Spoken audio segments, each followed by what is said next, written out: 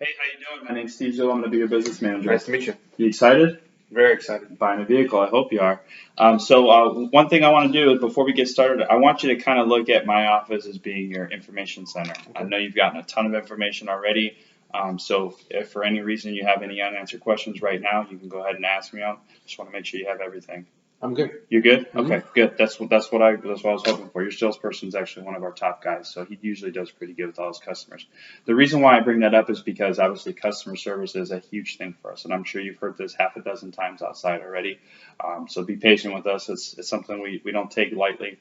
Toyota's actually going to grade us, and they're going to send you a survey to your email. Okay. It's a 5-star survey, 1 out of 5 stars. Anything less than a 5-star grade is considered complete failure on our part. So Okay. if for any reason you feel like you haven't gotten 5-star service, let me know. One of the reasons why that we're so serious about customer service is because it helps us on our repeat and referral business. Okay. We don't want you to just feel like we're selling you a car and that's it. We want you to feel like this is an experience that you enjoyed and you're going to send your family and friends back to us. Okay?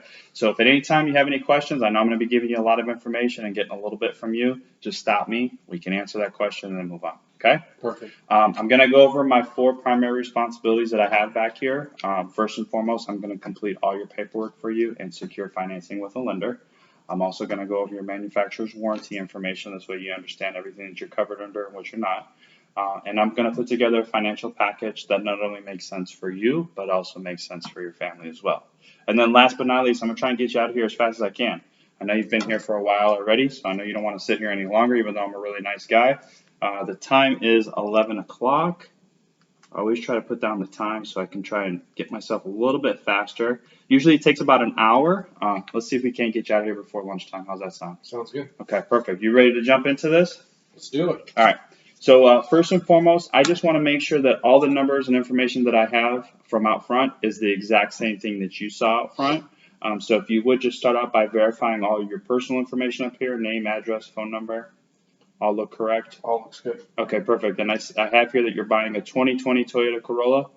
Correct. What color is that vehicle? Black. Okay, that's what I have. And it says 18 miles. How many of those did you put on?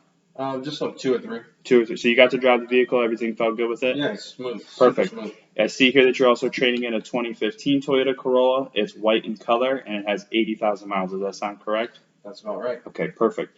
Now I wanted to go over the numbers. So it looks like here you're buying the vehicle for $24,720. With your tax tag and fees and everything out the door, you're looking at $28,906. But I am showing that you have a $1,200 payoff figure. Who verified that number? The sales guy, he called. Okay, so your salesperson did Yep. call the bank. Okay, I just want to make sure. As far as your monthly payment goes, it looks like you have 60 payments of $565. You're putting $1,000 down, and your interest rate is 7.8%. Does that all sound correct? Looks perfect. Do me a favor, give me an initial here really quick, just verifying all the numbers are the same. Perfect. All right, so let me ask you a couple questions about the vehicle that you're trading in. I assume you purchased that vehicle new, right? Yes. Okay. Brand And do you plan on keeping the new vehicle for about the same amount of time, 4 or 5 years? new. Yeah. Hopefully. Yeah. Okay. Mhm. 80,000 miles, obviously you drive a lot. You must drive a lot for work. Yes. I Do you think your miles are going to be about the same, or?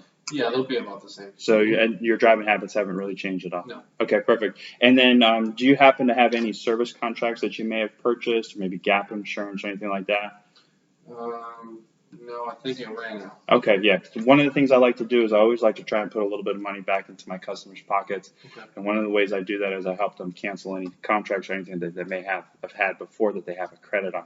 Okay. So if you don't have those, that's fine. As far as your maintenance goes, was there any major mechanical issues that you had with the vehicle during your ownership? No, just normal stuff. Batteries, Oil change. tires, I'm sure you probably changed tires a couple of times. Okay. Where do you normally service the vehicle at? Sometimes I take it to Jiffy Lube, sometimes Sears.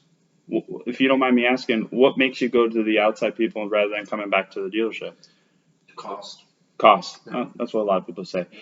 If I was able to put together a package that was cost effective for you, do you think you would consider coming and doing service with us here? For sure. I love this dealership. Okay. Well, that's one of our main goals here. Like I said, customer service is everything, and if we could put together something that's cost effective for you, Yeah. we try to get you to come back to the dealership. And then as far as everything else goes, I want to jump into your credit application really quick. So you've already verified your name and phone number and everything. One of the things I do need to verify is your address that you have listed. How long have you been at that address? Let me see. 5 years. 5 years. Yeah. So you've been there 5 years. And do you own or rent that address? I own. You own it. Okay, perfect. So you do own the address. And what's your monthly payment on that? It's about $16.50. Okay, perfect. All right, and let's just jump into your employment information. Now, one of the things I do, like I said, I'm going to be securing financing with a lender. Obviously, the lender doesn't know you as a person like I do. They just really see you as a piece of paper and debt. They can only see your debt. So one of the ways I like to try and paint a little bit better picture for the bank is I like to go over, obviously, your employment information, make sure I have all the correct stuff there.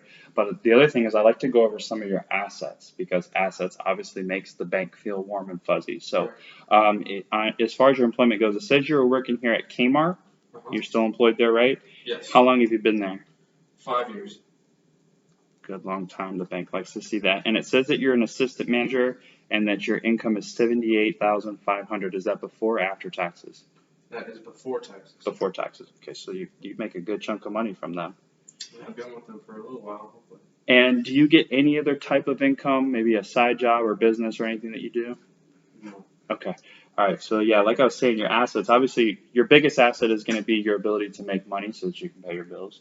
But one of the other assets that you have is maybe what you have in your checking and savings account. I see that you did list a checking and a savings. I just don't have a balance. So on average, what do you think you normally keep in your checking account?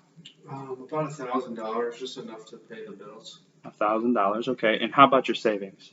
About 3,000. 3,000. That's good, and a lot of people come back here and they don't have that, so that's something that's definitely good. Now, another asset that you might have would be some sort of maybe a 401k, disability, any type of extra life insurance that you might have through your company. No, they don't set me up with any of that. They don't, so you don't have any of that information. Okay, that's fine. Some companies do nowadays. A lot of companies don't. I always like to ask because that is a huge asset for the lenders.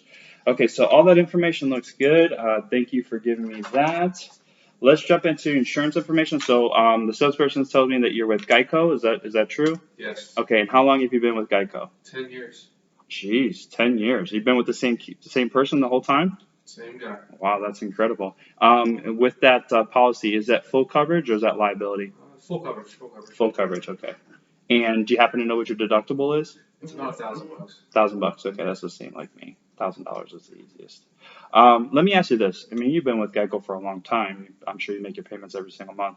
Have you ever been in a position where Geico has been able to reciprocate some of that money back to you, maybe due to like a total loss or an accident or stolen vehicle? Not this vehicle, but I did have a total loss in my previous vehicle. You did? Mm-hmm. Now, did you have a loan on that? I did. Okay, and did the insurance company pay off the full balance, or? No, there was a balance that I was stuck with. Okay. Did you have gap insurance to cover the rest? I did, yep. You did? You had gap insurance. Okay, so you had gap.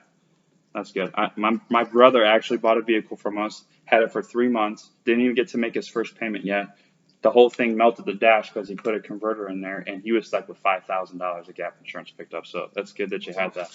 So the last thing you want to do is be making a car payment and have to pay a whole bunch of money out of pocket. Yep. So like I said before, one of the things that is my main responsibility is going to be to go over all your manufacturer's warranty information. You're going to get a book just like this from your salesperson before you leave. This is going to go over your warranty and maintenance information. Stop.